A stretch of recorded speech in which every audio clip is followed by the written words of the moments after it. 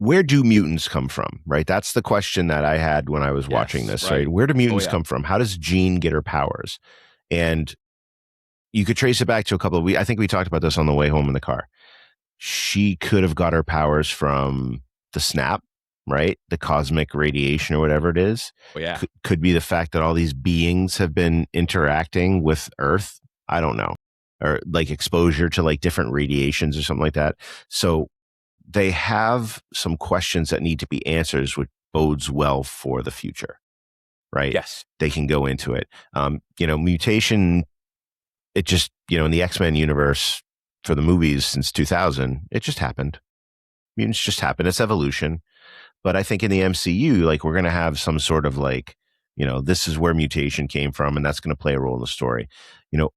Also you see in kind of some of the teasing stuff, you see Sentinels in the Doomsday stuff.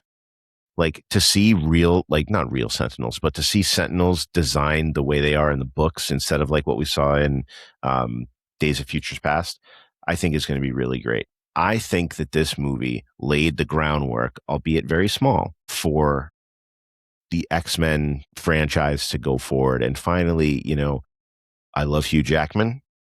He's my Wolverine. He's always been my Wolverine. Now we have a new generation, right? We're going to see kind of maybe some of the final, I'd hate to be, dark, but, Patrick Stewart and Ian McKellen are not spring chickens anymore.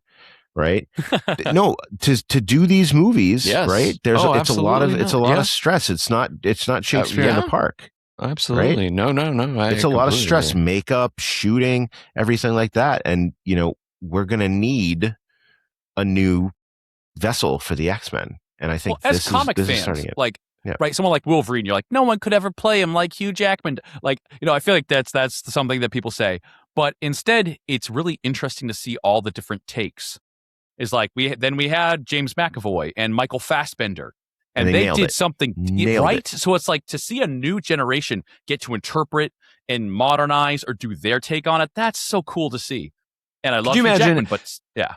Could you imagine Alan Richardson as Wolverine? Oh my goodness! I thought you were gonna say Alan Rickman. Alan Rickman. No, Rickman. Snick. Hey there, Can you imagine? Could you imagine? Well, think about this.